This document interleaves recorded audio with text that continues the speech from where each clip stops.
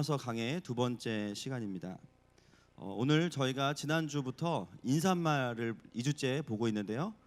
1장 1절을 지난주에 보았습니다. 그래서 1장 1절의 핵심은 무엇이었냐면 사도 바울의 정체성, 사도 바울이 누구인가에 대해서 함께 나누었고요. 그 다음에 오늘은 2절부터 7절까지의 말씀을 함께 보겠습니다. 놀라운 사실이 있습니다. 여러분, 1장 1절부터 7절까지가 한 문장입니다. 딱 한 문장. 굉장히 긴 한 문장으로 1절부터 7절까지가 되어져 있습니다. 제 마이크 모니터를 더 주시고요. 소리가 좀 선명하지 않은 것 같습니다. 그래서 1장 1절부터 7절까지를 보시면 굉장히 복잡하지만 아주 고르고 골라서 보면요, 가장 중요한 본동사는 뭐냐면 바울은. 그리고 이 긴 문장에 전체 동사는 어디냐? 은혜와 평강이 있기를 원하노라. 7절에 이 한 문장 안에 수많은 관계대명사가 붙어서 굉장히 복잡하게 문장을 이루고 있습니다. 다른 바울 서신을 보면 이렇게 길지 않고요, 아주 단문으로 인사를 하고 있는데 로마서만 유독 굉장히 길게 인사를 하고 있죠. 왜 그럴까요? 지난주에 말씀을 드렸던 것처럼 로마는 바울에 의해 세워진 교회가 아니기 때문이에요. 그래서 바울은 이 인사말을 하면서도 복음에 대한 충분한 설명을 하려고 하는 것입니다. 지난주에는 바울은 누구인가? 여러분 기억나는 한 글자, 종이죠. 종. 사도도 있지만 사도는 제가 시간상 나누지 못했고요, 다른 서신서에서 다루도록 하겠습니다. 그리고 오늘 2절부터 7절까지는 쉽게 말하면 너희들은 누구냐라는 것이죠. 로마의 성도들은 누구냐라는 것입니다. 왜 이렇게 단문장으로 끊어서 한 6가지의 문장으로 나올 수 있는데 그것을 긴 한 문장으로 기록할까? 3가지 정도의 이유가 있습니다. 첫 번째는요, 바로 앞문장에 나와 있는 중요한 키워드에 관계대명사를 붙여서 깊이 있게 그 복음을 또 설명해 가고 있어요. 바울은 어떤 마음이냐면요, 복음의 의미를 바로 이전의 문맥을 이어받아서 더 깊이 있게 설명하기 원하는 것입니다. 여러분, 저희 교회도 복음에 대한 이해가 매주 리셋이 되는 것이 아니라 더 깊어지기를 축복합니다. 말씀을 들으면 까먹는 게 아니에요. 그 말씀 위에 또 새로운 말씀을 얻고 더 깊이 들어가서 하나님의 마음을 더 누릴 수 있기를 축복합니다. 그래서 이전에 알던 것에서 더 깊어져가는 신앙이 이 문장의 구조가 우리에게 이야기하고 있는 부분이죠. 두 번째로 바울은요, 자기소개로 시작된 문장이 마지막에 무엇으로 끝나냐면 로마 교회 성도들이 누군지를 이야기하면서 끝나요. 한 문장 안에요, 바울의 자기소개로부터 그 편지를 읽는 성도들에 대한 정체성까지를 다 다루고 있습니다. 그 사이의 내용이 무엇이에요? 복음이에요. 여러분, 복음은 나와 공동체를 하나가 되게 만듭니다. 바울은 의도적으로 자신을 소개하는 이야기를 듣다가 어느 순간 로마 성도들이 자신들이 누구인지를 듣도록 한 문장으로 이야기하고 있는 것이죠. 여러분, 로마 교회와 바울은 아직 한 번도 만난 적이 없죠. 그렇죠? 아직 로마에 가지 않았습니다. 그럼에도 불구하고 복음은 바울과 로마 교회를 하나가 되게 하는 것입니다. 여러분, 그렇다면 매주 우리가 얼굴 보고 예배하는, 또 서로 바지를 사주는 우리가 얼마나 하나님 안에서 귀한 공동체입니까? 아멘이시죠? 여러분, 성도는 절대로 혼자서 신앙생활 할 수 없어요. 반드시 공동체가 있어야 됩니다. 나는 주일날 좋은 설교만 듣고 쉬겠다. 제일 좋은 방법, 집에서 11시에 CTS를 딱 켜면요, 가장 유명한 목사님이 여러분 안방까지 신방 와주시는 거예요. 그렇죠? 그 교회 가면 안 보여, 얼굴도 안 보여. 근데 집에서 TV 켜면 바로 눈앞에 나타나서 1대1로 설교해 주시잖아요. 그렇죠? 그리고 또 설교가 졸리면 다른 채널 돌리면 또 다른 목사님이 나오시고, 얼마든지 우리가 편하게 신앙생활을 할 수 있죠. 아마 여기 계신 분들은 그것에 동의하지 않으시기 때문에 오신 분들이라고 저는 믿습니다. 왜 우리가 마음과 시간과 물질을 내어서 이 장소에 모여서 함께 예배해야 됩니까? 복음 안에 공동체가 들어있기 때문이에요. 여러분, 복음의 핵심이 무엇입니까? 하나님과 우리와의 화평이고요, 두 번째는 우리와의 화평입니다. 복음을 입체적으로 경험한다는 것은 하나님과만 잘 지내겠다. 이거는 복음을 아직 모르시는 거예요. 복음은 뭐냐면요, 내가 하나님께 받은 사랑으로 내 가정과 공동체에서 그 사랑이 어떻게 적용되어지는 것인지를 확인하는 것입니다. 그것이 복음이에요. 그래서 여러분, 복음은 우리에게 기본적으로 요청하는 게 있어요. 뭐냐면 공동체로 들어가라는 것이죠. 물론 우리가 교회에서 친분과 성격으로 연결되는 것도 필요해요. 여러분, 우리가 공동체로 지내다 보면 다 나 같지 않아요. 그죠? 다 나랑 성격이 똑같지도 않습니다. 다릅니다. 그런데 여러분, 세상 사람들도요, 나랑 마음이 맞는 사람들하고 잘 지내고 그렇지 않은 사람들은 멀리 두는 거, 복음이 없어도 충분히 할 수 있어요. 그죠? 여러분, 세상과 우리와의 차이가 무엇일까요? 거기서 끝나지 않는다는 것입니다.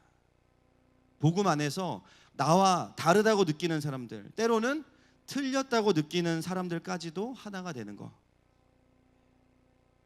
여러분, 지금 로마 교회 상황이 어떻습니까? 유대인 그리스도인들, 그리고 헬라파 이방인들 다 그리스도인이지만 율법 때문에 싸우고 있는 상황이죠. 서로 틀리다고 생각하는 두 그룹이 한 교회 안에 있습니다. 뭔가 옳고 그름의 문제로 시작된 그 분열이 나중에 감정의 문제와 거절의 문제로 흘러가 버렸어요. 그런데 그런 공동체를 향해서 바울은 아직 본 적도 없는 로마 교회를 향해서 복음 안에서 당신과 내가 하나입니다 라고 인사말에서 이야기하고 있는 것입니다. 여러분, 복음은 나와 공동체를 하나 되게 하는 것입니다. 그래서 공동체는요, 나 외에 다른 누군가가 있는 게 아니에요. 이미 우리가 몸 안에 들어와 있는 것입니다. 나를 돌아보듯이 공동체를 돌아봐야 되고요, 공동체를 바라볼 때 나를 바라보듯이 해야 되는 것이죠. 나를 소개하다 보면 공동체를 이야기할 수밖에 없게 돼요. 그리고 공동체를 이야기하다 보면 자연스럽게 내 이야기가 될 수밖에 없는 거죠. 여러분, 어떠세요? 신앙생활 해보시니까 내가 은혜 받고 분명히 좋아진 부분도 있어요. 그런데 어떤 부분은 좀 시간이 걸리는 부분도 있어요. 나는 예수님 만나고 나서 바로 천사가 됐다. 손 들어보세요. 한 번도 안 내고 욕 한마디도 안 하고 마음에서도 음란한 생각 한 번도 안 하고 시기도 한 번도 안 했다. 손 들어보세요. 여러분, 벌써 오늘도 벌써 여러분 몇 건 하셨죠? 오시면서 우리는 막 광고를 들으면서도 주머니 내가 얼마가 했지? 몇 개를 사야 되는 거야? 벌써 고민해요. 다 사시길 축복합니다. 우리가 참 주님을 만나고 나서도 여전히 나 스스로도 씨름하고 있는 부분이 있어요. 근데 그 부분이 틀린 부분일 수도 있어요. 하나님 앞에서 잘못된 부분일 수도 있어요. 그런데 아는데 문제는 뭐예요? 아는데 안 되는 거예요. 아는데 늘 아는 것 때문에 절망하는데 안 되는 거예요. 근데 중요한 건 뭐냐면 그런 나를 누가 기다려 주십니까? 하나님이 기다려 주시는 거예요. 저도 제 인생을 돌아보면 정말 틀리게 반응하며 살았던 많은 시간들이 있어서 너무 창피해요. 돌아보면 정말 내가 사과를 구해야 될 많은 사람들이 떠오릅니다. 그런데 그 상황 속에서 주님이 우리를 기다려 주시는 거예요. 주님의 마음은 어디에 있으십니까? 틀린 반응 자체가 아니라 그 사람이 왜 틀리게 반응하는지 그 사연에 관심이 있으세요. 너 이 행동 틀린 거야 라고 말씀하시기 전에 우리가 왜 그렇게 행동할 수밖에 없는지에 대해서 주님은 관심이 있으십니다. 여러분이 보시기에 누군가가 틀렸다고 생각되십니까? 왜 나한테 저렇게 반응하지? 그분 안에 우리가 모르는, 내가 모르는 감추어진 이야기가 있어요. 주님을 닮은 사람은 그 사람의 반응 때문에 그 사람에게 똑같이 거절을 주는 게 아니라 그 사람 안에 있는 그 사연을 들을 수 있는 사람입니다. 아멘이십니까? 여러분, 공동체로 지낼 때는요, 말할 준비하지 마시고요, 들을 준비하고 오세요. 할렐루야. 들을 준비하세요. 들을 때는 가르치지 마세요. 절대로 그냥 들으세요. 목장 모임에서 누가 뭐 말할 때 그거 아니야 하지 마세요. 그냥 들으세요. 일단 주님이 고치십니다. 할렐루야. 틀림이라는 포장을 벗기고 보면요, 그 속에는 예수님께서 보실 때 복음, 하나님의 마음이 동일하게 있는 것들을 확인되는 것이죠. 그래서 우리가 누군가의 행동 하나, 누군가의 말 하나에 여러분 해석하거나 속지 마세요. 놀라운 건 뭐냐면요, 내가 좋아하는 사람은 무슨 말을 해도 상처가 안 돼요. 근데 싫은 사람은 그냥 아무것도 안 했는데 싫어요. 그리고 뭔가 나를 향한 공격일 거야. 막 복수해야지, 나도 인사 안 해야지, 막 바다가 발 걸어야지, 막 그러지. 여러분, 공동체는 뭐 하는 곳입니까? 그런 우리의 패턴을 깨트리는 곳이에요. 훈련하는 곳이에요. 아니야, 저 사람의 마음 안에 분명히 좋은 마음이 있을 거야. 아니면 저 사람이 저렇게 행동하는 이유가 있을 거야. 왜요? 주님이 우리의 중심을 보십니다. 아멘이십니까? 교회의 부르심은 기다리고 함께 가는 것이 우리의 부르심이죠. 그래서 주님이 이루신 연합이 이것이구나라는 것을 몸으로 깨닫는 곳이 교회 공동체의 부르심인 줄로 믿습니다. 여러분, 하늘마음교회가 시간이 갈수록 더 복음 안에서 연합되기를 축복합니다. 세 번째 이유는, 바울이 길게 쓰는 세 번째 이유는요, 복음 안에서의 권위를 세우는 것입니다. 바울은 자기에게 좋은 스펙과 타이틀이 많지만 그것들을 가지고 권위를 세우지 않아요. 대신에 어디서 권위를 세우냐? 복음의 이야기로 권위를 세웁니다. 로마 성도들이 인사말만 읽고도 야, 로마서 엄청 기대된다. 여러분, 로마서 기대되시죠? 제 설교 때문이 아니고 말씀 때문에. 할렐루야. 요즘에 또 금요일날 사무엘상 강해가 시작이 됐는데 너무 은혜가 큽니다. 오시기를 축복합니다. 말씀을 듣는데 복음이 들려지면서 벌써 로마서에 대한 기대감이 막 생기기 시작할 수 있도록 바울은 초장에 복음을 선포하고 있어요. 여러분, 우리에게도 이런 복음의 권위가 있기를 축복합니다. 다른 사람들이 우리를 보면요, 그냥 평범해 보이는 거예요. 첫인상은 그냥 동네 아저씨 같고, 그냥 같은 옆집 아줌마 같고, 같은 학부형 같아요. 같이 직장에서 그냥 일하는 사람 같아요. 그런데 어느 순간 그들과 함께 앉아서 내 속에 있는 복음의 스토리를 풀어내기 시작할 때 그들이 우리를 기대하게 될 것입니다. 정확히는 나를 기대하는 것이 아니라 내 안에는 예수님을 기대하게 될 것입니다. 바울은 자신의 인사말 안에서 벌써부터 복음에 대한 권위를 담아내고 있는 것이죠. 이 세 가지 이유가 길게 한 문장에 걸쳐서 바울이 로마 성도들을 향해 이야기하고 있는 의도입니다. 오늘 본문은 아까 말씀드렸지만 굉장히 길어요. 관계대명사가 여러 개 나옵니다. 그래서 선행사만 제가 모아놨습니다. 그 세 단어가 뭐냐면요, 첫 번째가 복음이에요. 복음. 복음에 대해서 길게 설명하고 있고요. 그 다음이 아들, 그 다음이 너희, 세 가지입니다. 2절은 복음에 대해서 설명하고 3절부터 4절까지는 아들에 대해서, 5절부터 7절까지는 너희에 대해서 더 깊이 있게 설명하고 있습니다. 결론은 뭐냐면요, 로마 성도들이 어떤 사람이 되어야 하는가에 대해서 이야기합니다. 그러면 우리가 들어야 되는 메시지는 무엇입니까? 우리는 어떤 성도가 되어야 하는가라는 것이죠. 오늘 그 성도의 영광을 함께 들을 수 있기를 축복합니다. 2절 말씀 같이 읽겠습니다. 2절 시작.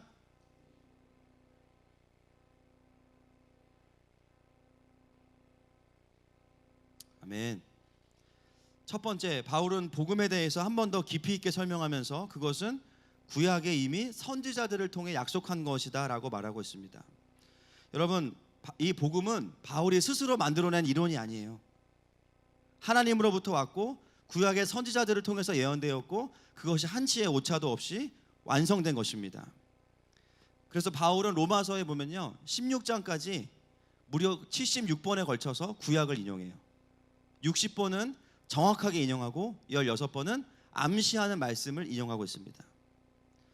왜 복음에 대해서 여러 가지를 이야기할 수 있는데 예수님에 대해서 먼저 이야기하고 있겠습니까? 왜 그것이 가장 복음의 우선적인 포인트라고 여겼을까요? 여러분, 공부할 때 공부를 잘하는 사람들의 특징이 있습니다. 세세한 거를 알기 이전에 큰 원리를 먼저 파악하는 사람들이에요. 공부를 잘 안 해보셔서 잘 모르실 텐데 그렇죠? 그래요, 여러분. 가장 큰 원리가 뭐냐? 바울은 여러 가지를 말할 수 있어요. 그런데 제일 먼저 중요한 게 뭐냐면 구약과 신약의 핵심이 예수 그리스도시다 라는 것을 먼저 이야기하는 것입니다. 로마 교회 성도들이 성경을 알까요, 모를까요? 알죠. 그런데 알지만 그것이 예수 그리스도로 꿰어져 있지는 않은 상태인 것입니다. 그래서 구약이 사실은 복잡한 것 같지만 예수님에 대해서 이야기하고 있다라고 먼저 말하고 있는 것이죠. 저희 교회는 교회를 처음 다니신 분들도 많이 계십니다. 여러분, 좋은 교회 오셨어요. 전체적인 것과 부분적인 것을 잘 배워가시면 되고요. 또 오랫동안 신앙생활 했지만 어떤 분들은 교회를 다니셔서 성경을 웬만큼 아는 분들도 많이 계세요. 찾기도 잘 찾고, 그리고 어디에 무슨 내용이 있는지도 잘 알고. 그런데 부족한 부분은 뭐냐면 말씀 정체가 정리가 되어 있지 않아서 파편적으로 말씀이 내 안에 산재해 있는 거죠. 각각의 내용들이 정리가 되지 않아서 신앙생활을 하고 있다는 것이죠. 바울은 이야기합니다. 그런 성도들을 향해서 신약과 구약의 보석을 꿰어주는 실은 뭐냐? 바로 예수 그리스도이시다 라고 말하고 있는 것입니다. 여러분, 성경은 예수님의 이야기입니다. 예수님의 이야기예요. 아멘이시죠?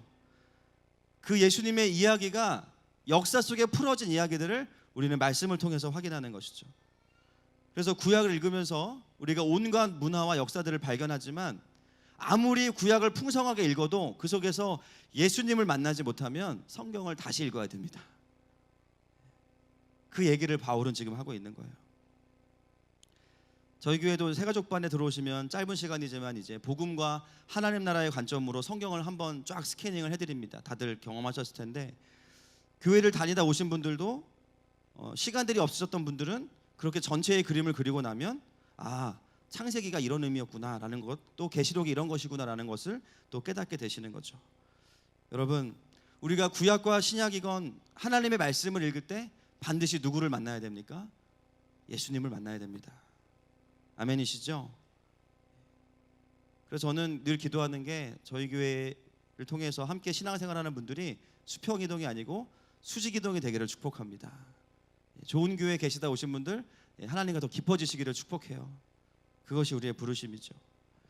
자, 3절과 4절 말씀 같이 읽겠습니다. 시작.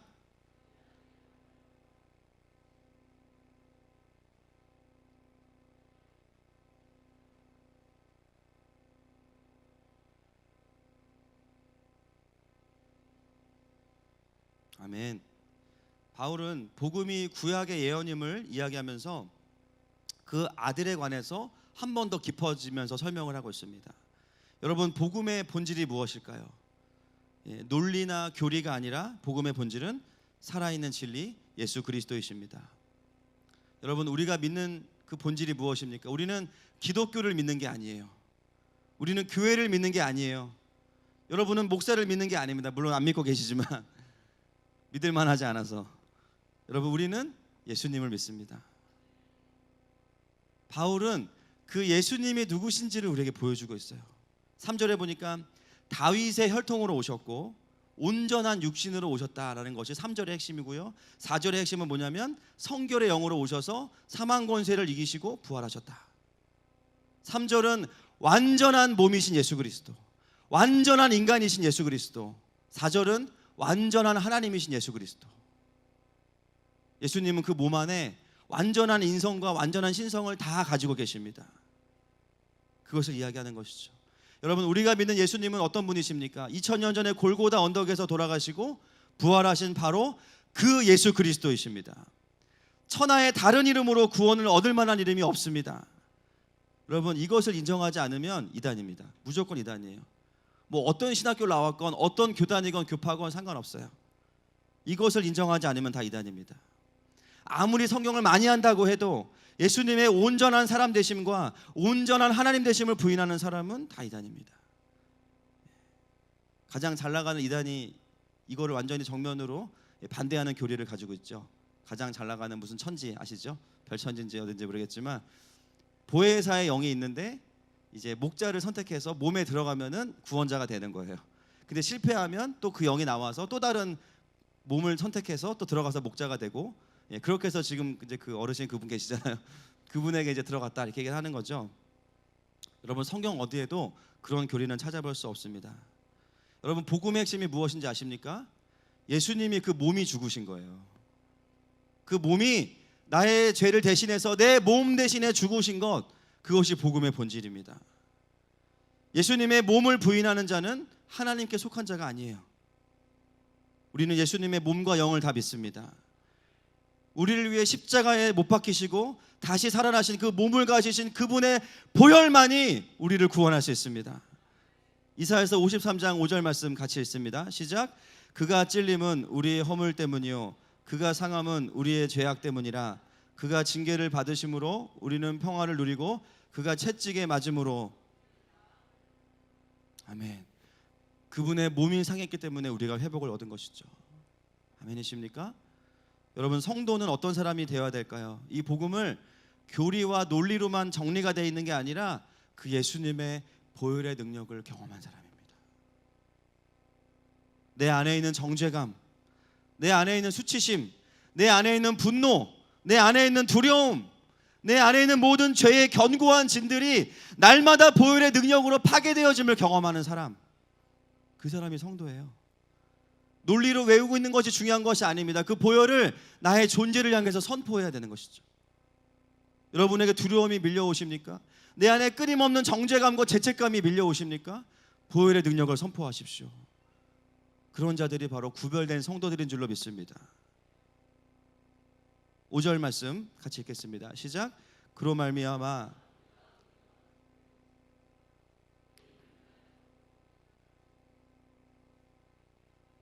아멘. 여러분, 그 복음을 경험한 사람들은요, 은혜를 받을 뿐만 아니라 또 무엇을 받냐면 사도의 직분을 받는다. 바울이 고백하죠. 여러분, 사도의 직분을 받은 사람은 바울입니다. 그러나 중요한 원리는 뭐냐면요, 은혜를 받은 사람은 은혜 받고 끝나지 않아요. 반드시 그의 인생을 향한 부르심이 있습니다. 사도 바울은 이방인을 구원하는 자로의 부르심을 가진 사람이에요. 여러분, 우리도 복음 전하는 자로의 부르심을 받았습니다. 그리고 여러 가지 모습으로 하나님 우리를 부르셨어요. 하나님 나라를 위해 살도록 우리를 부르셨어요. 성도는 어떤 사람들인가? 은혜를 경험하고 나를 향한 하늘의 부르심을 발견하고 그것을 쫓아서 순종하는 사람들이 성도들입니다. 여러분의 삶에도 구원받은 이후에 하나님의 부르심이 있는 줄로 믿습니다. 우리가 해야 될 것은 뭐냐면요, 그것을 구하고 찾는 거죠. 주님, 제가 이 땅에서 뭐하고 살까요? 제가 어떻게 살기를 원하십니까? 주님, 저를 이 직장으로 부르신 이유가 무엇입니까? 주님, 저를 이 가정으로 부르신 이유가 무엇입니까? 어떤 분들은 이렇게 생각하는 분들이 있습니다. 내가 하는 일이 하찮다고 느끼는 분들이 있어요. 목사님, 제가 하는 일은 사실은 그렇게 좋은 일은 아니에요. 하찮은 일이에요. 여러분, 그런 기준들은 사람이 만들어 놓은 기준이에요. 여러분, 성도의 삶의 가장 중요한 기준이 무엇인지 아십니까? 내가 하는 일이 하나님께서 부르신 일이냐라는 것입니다. 하나님이 부르신 일이라면 그게 어떤 일인지 간에 그것은 의미가 있습니다.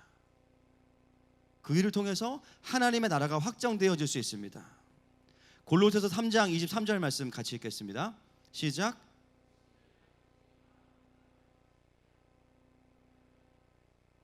아멘. 무슨 일을 하든지 마음을 다하여 누구에게 하듯 하라. 주께 하듯 하라. 여러분, 남편 밥 차려줄 때 어떻게 해야 돼요? 주님께, 간장에 밥 비벼주지 마시고 맛있는 젓갈 반찬 올려주시기를 부탁을 드립니다. 회사에서 복사할 때도 예배하는 마음으로 복사하는 거예요. 그렇죠? 내가 하는 일이 그렇게 주목받지 못한다고 느껴질 때, 내가 하는 일이 별로 의미 없다고 느껴질 때 우리가 이 일을 포기하는 게 답이 아닙니다. 주님이 맡기신 일이냐를 확인하는 게 더 중요한 거예요. 감당하다가 주님이 이제 그만하라고 하면은 그만하면 됩니다. 우리에게 중요한 것은 무엇이냐면 주님이 부르신 그 일을 내가 삶에서 하고 있냐라는 것이죠. 아멘이십니까? 반대로 적용해 보면요, 이렇게 생각할 수도 있어요. 내가 하는 일이 세상에서 굉장히 중요한 일이에요. 돈을 엄청나게 많이 버는 일이에요. 굉장히 유명해지고 단기간에 돈 벌고 평생을 놀고 먹을 만한 계획이 있습니다. 그런데 주님이 하라고 하시는 마음을 안 주세요. 그럼 어떻게 됩니까?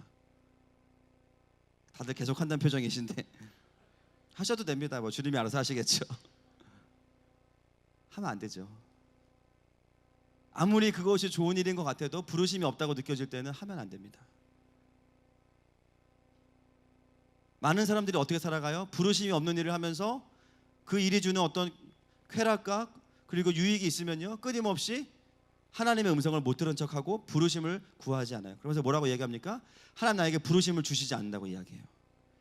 부르심이 없는 일을 계속하고 있으면서. 여러분, 하나님께서 보시기에 하찮은 일은 무엇이겠습니까? 부르심이 없는 일인 거예요. 그러나 아무리 하찮은 일이어도 하나님이 주신 마음을 가지고 하는 일은 존귀한 일입니다. 여러분, 성도의 삶은 부르심을 따라가는 삶인 줄로 믿습니다. 매주 교회를 나오는 게 신앙생활의 성공이 아니죠. 그건 기본입니다. 여러분, 아침에 우리가 집에서 쉬고 나오고 다시 집에 들어가잖아요. 집에 들어가는 게 신앙생활입니까? 그거는 그냥 쉬는 거예요. 진짜 신앙생활은 어디서 해요? 삶의 현장 속에, 치열한 현장 속에서 우리가 살아내면서 신앙생활을 하는 것이죠. 할렐루야. 교회에 와서 은혜 받고 삶의 부르심을 확인하고 세상에 나가서 부르심을 따라가는 것이 성도의 삶이에요. 그런 삶을 살아가면요, 어떻게 되냐면요, 주일 예배가 더 기다려집니다. 아직도 주일이 안 왔어. 은혜 받아야도 사는데 벌써 막 수요일쯤 됐는데 영적인 잔고가 별로 막 없는 거예요. 안 되겠다, 새벽기도라도 가야지. 할렐루야. 막 이런 마음이 생기는 거예요. 수요 모임도 오고 금요일도 오게 되고. 왜 그렇습니까? 살아내려면 은혜가 필요합니다. 많은 사람들이 이런 얘기합니다. 영적인 매너리즘에 빠졌다. 여러 가지 이유가 있을 수 있어요. 더 이상 새롭지 않다. 여러분, 말씀을 살아내려고 하면요, 새롭냐 안 새롭냐는 별로 중요하지 않습니다. 오히려 새로운 설교가 많아질수록 엄청 힘들어져요. 목사님, 이번 주 한 주 쉬시죠. 이렇게 말씀을 나올 거예요. 왜냐하면 지난주 설교도 못 살고 있는데 지금 또 새로운 말씀을 또 얹어. 아이고, 예배 1년에 한 번만 드리죠. 이런 말이 나올 거예요. 내가 살아내지 못하는데 자꾸 도전과 새로운 기준들이 들어오면요, 정죄감이 일어나거나 부담이 커지는 거예요. 여러분, 신앙생활은 지식을 늘려가는 것이 아니에요. 말씀을 살면서 경험하는 것입니다. 할렐루야. 성령님께서 우리와 함께 하시지 않으면 절대로 사라지지 않습니다. 따라합시다. 실패해도 순종이 성공이다. 자, 옆 사람에게도 실패해도 순종이 성공이다. 아멘이십니까? 실패해도 순종이 성공인 거죠. 뭘 순종할 거냐? 하나님께 받으세요. 하나님, 제가 뭘 순종하기 원하십니까? 어떤 사람은 작은 행동의 변화일 수도 있어요. 술자리에서 술을 거부한다. 뭐 죄를 끊어내는 어떤 결단일 수도 있고요. 그죠? 또는 내 언어를 바꾼다. 또 어떤 분들은 큰 게 될 수도 있어요. 이건 이 일은 아니야. 내가 돌이켜야지. 각자에게 말씀하시는 크고 작은 부분들이 있습니다. 중요한 것은 내가 더 성령 충만하기 위해서 삶에서 치열하게 하나님의 임재의 통로가 되기 위해서 주님께서 부르시는 그 자리로 우리가 가야 되는 것입니다. 저는 우리 성도분들이 주일날 저를 만나면 이 세 가지를 말씀해 주셨으면 좋겠어요. 세 가지 중에 하나만 이야기해 주시면 좋을 것 같아요. 첫 번째, 목사님, 한 주간 힘들지만 순종했습니다. 또는 내려놓기 힘들었지만 부르심이 아니어서 내려놨습니다. 또는 숨을 좀 쉬게 해드리겠습니다. 이번 주는 순종에 실패했습니다. 주로 이제 3번이 많으실 거예요. 그런데 다시 기도하고 순종의 자리로 가겠습니다. 그러면 괜찮아요. 축복합니다. 결국 우리는요, 부르심을 앞에 놓고 어떻게든 부르심의 자리로 가기 위해서 함께 격려하고 기도하는 공동체가 성도들인 것이죠. 자, 6절과 7절 같이 읽겠습니다. 시작.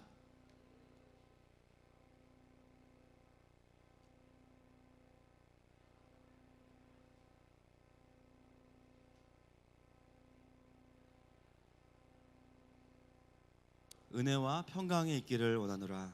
아멘. 2절부터 5절까지 복음에 대한 이야기를 하면서 6절에 드디어 로마 성도에 대한 정체성을 딱 정의해 주는데요, 쉽게 말하면 이겁니다. 하나님의 사랑을 받은 자들. 여러분, 복음을 받아들인 사람은 다른 걸 받아들인 게 아니라 아버지의 사랑을 받아들이신 거예요.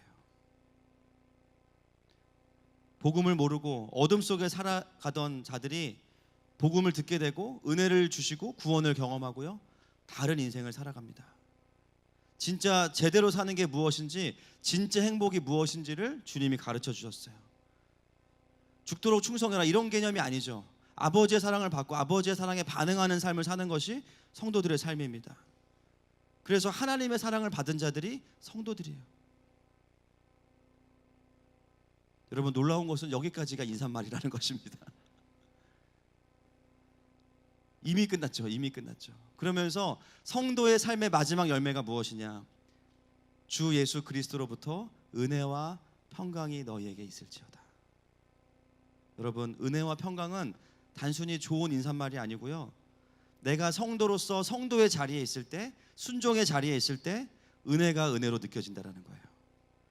그리고 마음의 상황과 상관없이 상황을 초월해서 하나님의 평강이 내 가운데 열매를 맺게 된다는 것입니다.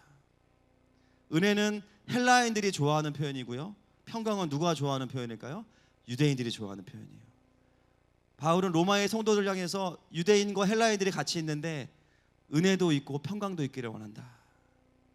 비록 너희가 율법으로 싸우고 있지만, 비록 너희가 유대인과 헬라인으로 나누어져 있지만, 그러나 너희가 성도로 살아갈 때 유대인들은 유대인대로, 헬라인들은 헬라인대로 너희 모두에게 하나님께서 주시는 만족이 있을 것이다.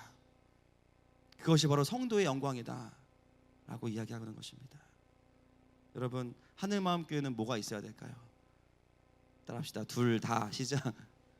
우리는 좋은 건 다 해야 됩니다. 둘 다 있어야 됩니다. 은혜도 있고 평강도 있을지어다. 말씀을 정리합니다. 오늘 좀 포인트가 많았습니다. 제 문제가 아니고요, 성경이 그렇게 되어 있습니다. 첫 번째는 성도는 어떤 자인가? 공동체와 복음으로 하나 된 자. 두 번째, 예수님을 중심으로 말씀 속에서 예수님을 만나는 자. 세 번째, 온전한 인간이시고 온전한 하나님으로 오신 예수님을 믿는 자, 그분의 보혈의 능력을 경험하는 자. 그리고 은혜 받고 부르심을 따라 순종하는 자. 마지막으로 그의 삶에, 그의 심령 안에 은혜와 평강이 있는 자입니다. 여러분, 하나님께서 우리에게 이 사랑받는 자녀의 성도의 자리로 우리를 불러주셨습니다. 여러분들이 이 말씀을 가지고 주님 앞에 이 시간 나아갔으면 좋겠습니다. 나는 얼마나 공동체와 복음 안에서 하나가 되었는가? 나는 얼마나 말씀 안에서 예수님을 만나는가? 나에게 보혈의 능력이 정말 능력으로 느껴지고 있는가? 나의 삶에 부르심의 자리를 내가 따라가고 있는가? 내 삶에 은혜와 평강이 있는가? 주님께서 여러분에게 이 시간 물어보십니다. 우리 먼저 보혈의 능력을 좀 찬양하고 이 시간에 기도의 우물의 자리로 나아갔으면 좋겠습니다. 우리 좀 선포하면서 이 시간에 나아가십시다.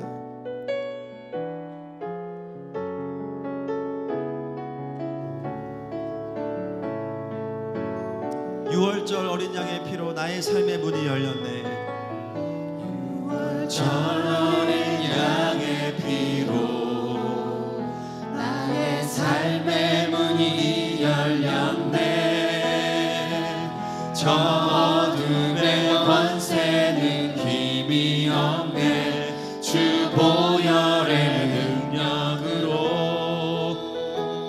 원수가 날 정죄